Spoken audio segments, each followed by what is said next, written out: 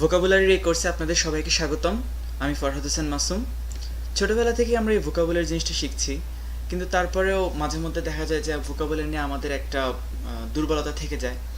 কিন্তু মাঝে মধ্যে আমাদের এই জিনিসটা দরকার হয়। যেমন মনে করেন, আপনি যদি হায়ার স্টাডি করতে চান তাহলে আপনার ভোকাবুলারি জিনিসটা লাগবেই। আপনি যদি আমেরিকাতে হায়ার স্টাডি করতে চান, মনে করেন আপনি মাস্টার্স বা পিএইচডি করবেন, তাহলে আপনাকে জিআরই দিতে হবে এবং টোফেল বা আইএলটিএস থেকে যে কোনো একটা দিতে হবে। অথবা আপনি যদি এমবিএ করতে চান তাহলে আপনাকে জিম্যাট বা জিআরই থেকে যে কোনো একটা এবং টোফেল বা আইএলটিএস থেকে যে কোনো একটা দিতে হবে। জিআরই হোক, জিম্যাট হোক, টোফেল বা আইএলটিএস হোক, সব ধরনের পরীক্ষাগুলোর জন্যই ভোকাবুলারি জিনিসটা খুবই ইম্পর্ট্যান্ট। হায়ার স্টাডি করা ছাড়াও অন্যান্য একাডেমিক কাজে, যেমন বিবিএ, আইবিএ, এনএসইউ, এআইইউবি, এইসব ভার্সিটিতে অ্যাডমিশন টেস্টের জন্যও ভোকাবুলারি লাগে। আপনি যদি কোনো ভালো একটা থিসিস রাইটিং করতে চান, ইভেন পরীক্ষাতে ভালো করার জন্য আপনার ভোকাবুলারি জিনিসটা লাগবে। এরপর হচ্ছে এন্টারটেনমেন্ট। আমার জন্য এটা খুব বেশি ইম্পর্ট্যান্ট। মনে করেন, জগতের বিখ্যাত যতগুলো বই আছে ম্যাক্সিমামই ইংরেজিতে, এবং অনুবাদে খুব একটা ভালো মজা পাওয়া যায় না। এগুলো যদি আপনি ইংরেজিতে পড়ে মজা নিতে চান, আপনার ভোকাবুলারি লাগবে।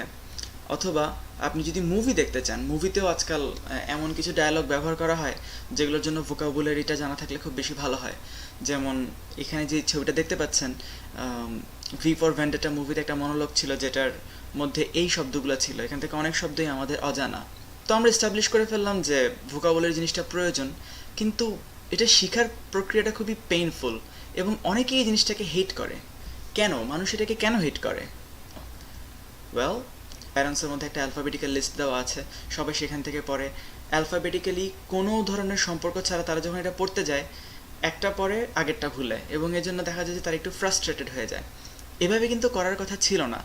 ওয়ার্ড শেখাটা অনেক মজার হতে পারতো। তাহলে কিভাবে ভোকাবুলারি জিনিসটাকে শেখা যায়? প্রথম এবং সবচেয়ে ইম্পর্ট্যান্ট জিনিসটাই হচ্ছে আপনাকে গ্রুপ করে এবং রিলেট করে করে পড়তে হবে।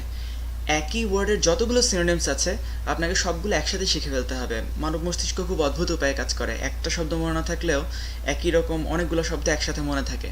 যেমন অ্যাকর্ড, ডিসকর্ড, কনকর্ড, এগুলো যে কীভাবে রিলেটেড আপনি যদি সেভাবে শিখতে পারেন তাহলে আপনার ইজিলি মনে থাকবে।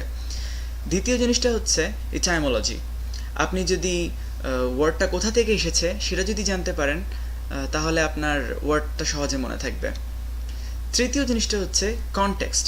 আপনি একটা ওয়ার্ড কোথাও শুনেছেন, সিনেমার মধ্যে, বইয়ের মধ্যে, অথবা আপনার লাইফে সেই শব্দটা নিয়ে কিছু ঘটেছে, এই ধরনের কিছু যদি ওয়ার্ড থাকে সেগুলো আপনি কখনো ভুলবেন না।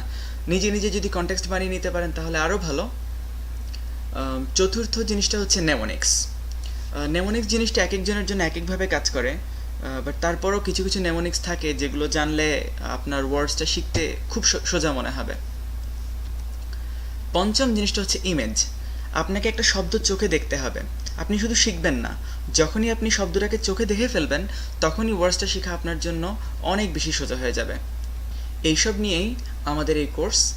ক্লাস থাকবে 16টা, এবং প্রত্যেক ক্লাসে আমরা 20 মিনিট উড়াধুরা মজা করার চেষ্টা করব, এবং চেষ্টা করব 3000টা ওয়ার্ড নিয়ে যাতে আমরা আলোচনা করতে পারি। আশা করি 3000টা ওয়ার্ডই আপনাদের মনে থাকবে, বাট যদি 2000 বা 1000 ওয়ার্ডও যদি আপনাদের মনে থাকে তাহলে আমি আমার এই কোর্সটা সফল হয়েছে বলে মনে করব। ধন্যবাদ।